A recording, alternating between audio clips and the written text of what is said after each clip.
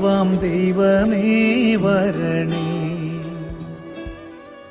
പിതാവിന്റെയും പുത്രന്റെയും പരിശുദ്ധാത്മാവിന്റെയും നാമത്തിൽ ഫെബ്രുവരി 4-ാം തീയതി സഭ നമ്മുടെ വിചിന്തനത്തിന് വേണ്ടി നൽകിയിരിക്കുന്ന സുവിശേഷ ഭാഗം മാർക്കോസിന്റെ സുവിശേഷം 6-ാം അധ്യായം 1 മുതൽ 7 വരെയുള്ള വാക്യങ്ങളാണ്.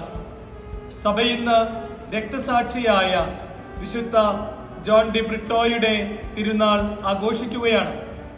1647 ജനിക്കുകയും 1683 രക്തസാക്ഷിത്വം വരിക്കുകയും ചെയ്ത ഒരു മഹാവിശുദ്ധനാണ് വിശുദ്ധ ജോൺ ബ്രിട്ടോ. പോർച്ചുഗലിലാണ് അദ്ദേഹം ജനിച്ചത്. അദ്ദേഹത്തിന്റെ ചെറുപ്പത്തിൽ തന്നെ അദ്ദേഹത്തിന് മാരകമായ ഒരു അസുഖം പിടിപെടുകയും വിശുദ്ധ ഫ്രാൻസിസ് സേവറിന്റെ മാധ്യസ്ഥം അപേക്ഷിച്ചുകൊണ്ട് പ്രാർത്ഥിക്കുകയും അദ്ദേഹത്തിന് പൂർണ്ണ സൗഖ്യം ലഭിക്കുകയും ചെയ്തു. അദ്ദേഹം വൈദികനാകാൻ ആഗ്രഹിച്ചു. ഈശോ സഭ വൈദികനായി തീർന്ന അദ്ദേഹം ഇന്ത്യയിലേക്ക് മിഷൻ പ്രവർത്തനത്തിന് വേണ്ടി വന്നു. പ്രത്യേകിച്ച് സൗത്ത് ഇന്ത്യ കേന്ദ്രീകരിച്ചായിരുന്നു അദ്ദേഹത്തിന്റെ മിഷൻ പ്രവർത്തനങ്ങൾ നടന്നിരുന്നത്. ജോൺ ബ്രിട്ടോയുടെ മരണമൊക്കെ നമ്മൾ ഓർമ്മപ്പെടുത്തുന്നത് വിശുദ്ധ ബൈബിളിലെ സ്നാപക യോഹന്നാന്റെ മരണമായിട്ടൊക്കെ കുറെ ബന്ധങ്ങൾ ഉണ്ടായിരുന്നു. സുവിശേഷം പ്രസംഗിച്ച് ഒത്തിരിയേറെ ആളുകൾ ഈശോയെ സ്വീകരിക്കാനായിട്ട് തുടങ്ങി.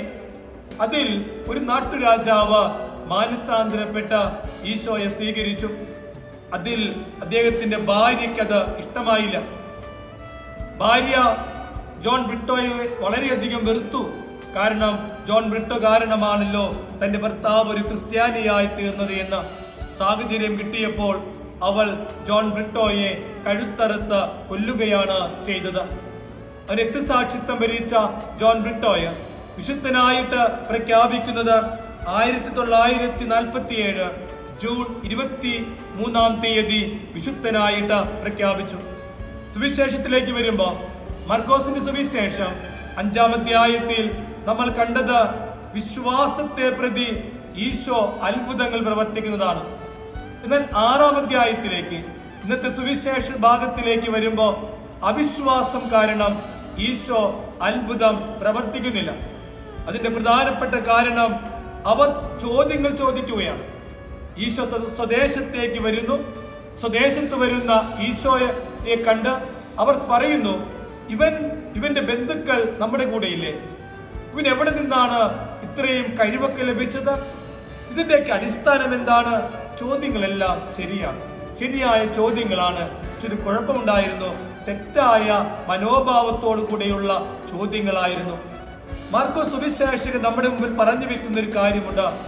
ദൈവത്തിന്റെ കരങ്ങൾ കെട്ടപ്പെട്ടു പോകുന്നത്, ദൈവത്തിന് നമ്മുടെ മേൽ ഇടപെടാൻ സാധിക്കാതെ പോകുന്നത് നമ്മുടെയൊക്കെ ജീവിതത്തിലെ അവിശ്വാസം നിമിത്തമാണെന്ന് സുവിശേഷം നമ്മളെ ഇന്ന് ഓർമ്മപ്പെടുത്തുകയാണ്. എന്തുകൊണ്ടാണ് യേശുവിന്റെ നാട്ടിലുള്ള ആളുകൾ ഈശോയെ സ്വീകരിക്കാതിരിക്കാനുള്ള കാരണം? പ്രധാനപ്പെട്ട ഒരു കാരണം എന്ന് പറയുന്നത് അവരുടെ അതിപരിചയമാണ്. ഈശോയോടുള്ള അതിപരിചയം, ഫെമിലിയാരിറ്റി. അവർക്കറിയാം ഈശോയെ, കുടുംബത്തെ, ഈശോയുടെ കൂടപ്പിറപ്പുകളെ അവർക്കറിയാവുന്നത് കൊണ്ട് അവർക്ക് ഈശോയെ അംഗീകരിക്കാനായിട്ട് പറ്റുന്നില്ല.